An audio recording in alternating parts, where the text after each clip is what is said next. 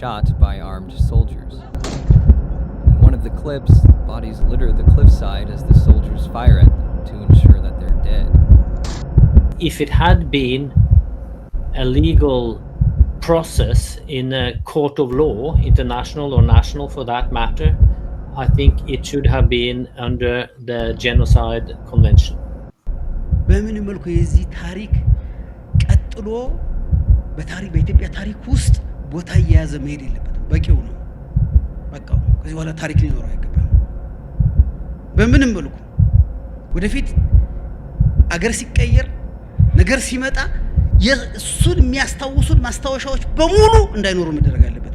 When I met the Ethiopian leadership in February, they really used this kind of language that they are going to destroy the Tigrayans, they are going to wipe out the Tigrayans for 100 years and so forth. The intent to destroy them was very clearly expressed by the highest leadership in Asmara and in Addis Ababa.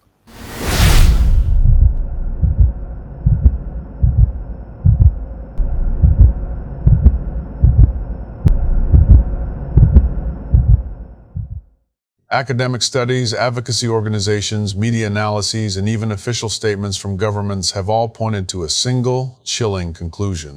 The atrocities committed against the people of Tigray meet the legal criteria for genocide.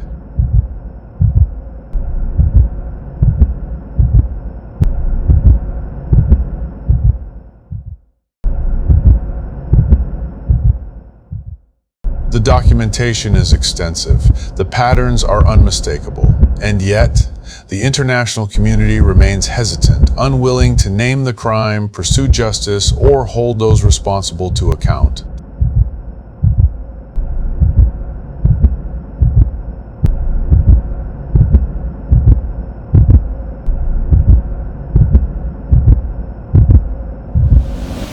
This is not a story of ignorance. It is a story of deliberate inaction. Arma Media presents this documentary to confront that inaction, to elevate the voices of those who bear witness, and to ask the question the world continues to avoid.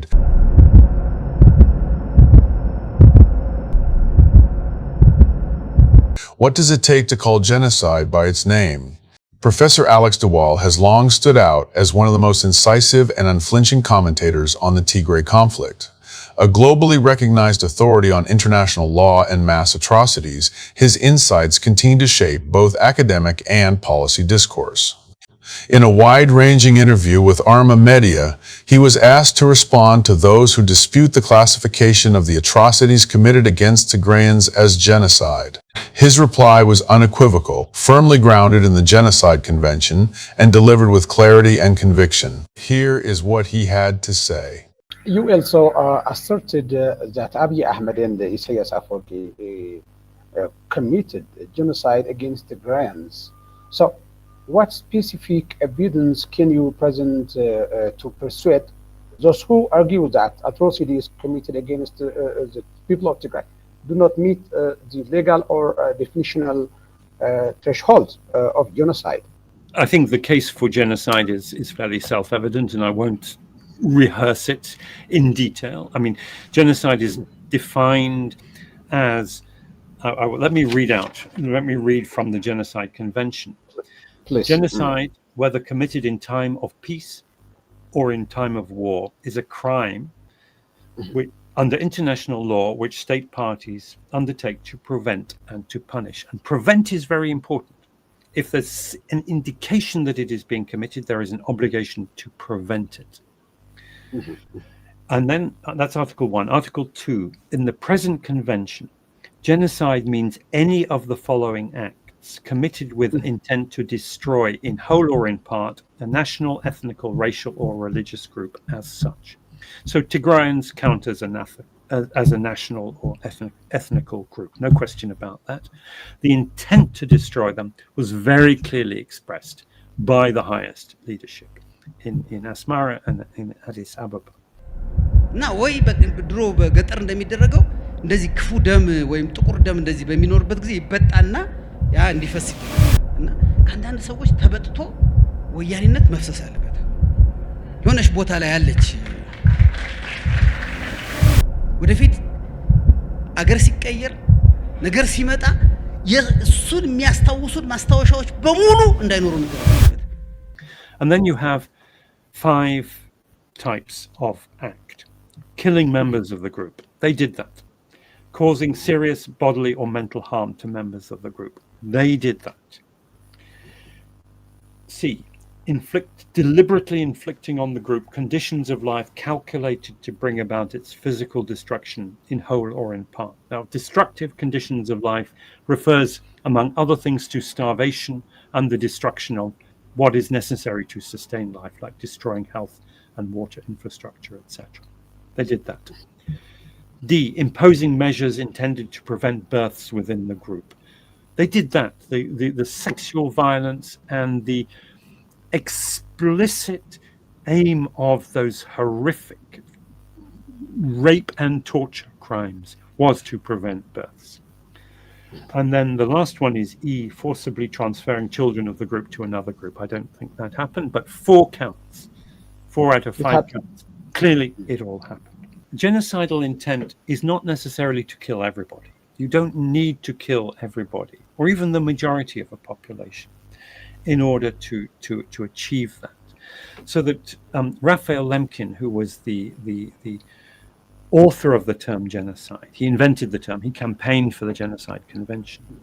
He gave a lecture in 1953 on the Ukrainian famine known as the Holodomor, which was a genocidal famine inflicted on the people of Ukraine by Joseph Stalin.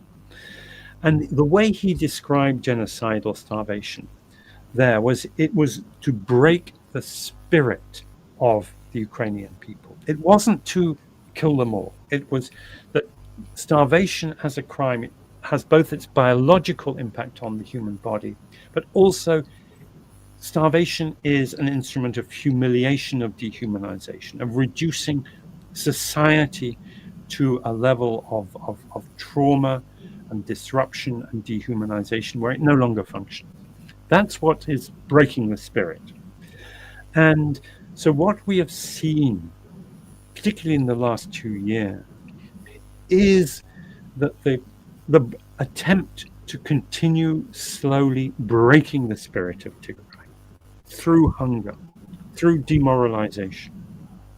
Echoing the legal and moral concerns raised by Professor DeWall, Professor Ketiel Tronvol, an expert in conflict studies and human rights, offered his own assessment of the atrocities committed during the war on Tigray.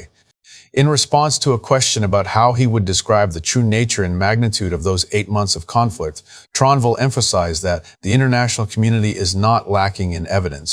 From UN and EU reports to academic and NGO investigations, the record is extensive. Like De Waal, he underscored that the conduct of the war, marked by indiscriminate violence, destruction of civilian infrastructure, and statements from political and military leaders, amounts to crimes against humanity. And in his view, had the case been brought before a court of law, it should have been prosecuted under the Genocide Convention. Here is how he put it. If you were to speak to the international community, how would you describe the true nature and magnitude of the atrocities committed against the people of Tigray during those 8 months of the genocidal war? I think the international community knows very well what happened during those 2 years of war on Tigray from 2020 to 2022. There have been several reports, investigative reports, analytical reports, legal reports on the war and atrocities committed on the Tigrayan people, both from the UN system, from the AU system, from EU, from international NGOs and academics.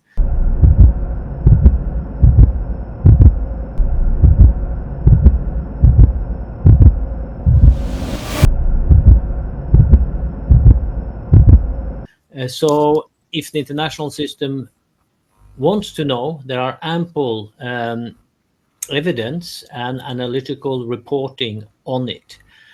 From my point of view, the warfare, as I have commented on earlier, the way it was conducted, the lack of distinction between civilians and combatants, the proportionality of the warfare, the reasoning stated by officials from Eritrea, from Ethiopia, both politicians and military, and the way the widespread conduct of the warfare against civilians and civilian infrastructure in Tigray. It certainly amounts to crimes against humanity on several accounts.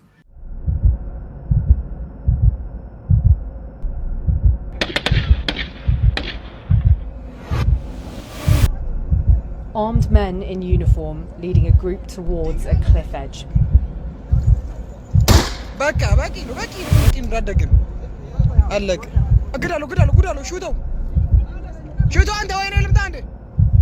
The UN is currently investigating numerous allegations of atrocities committed by all sides during the war. Overall, I think if it had been a legal process in a court of law, international or national for that matter, I think it should have been under the Genocide Convention.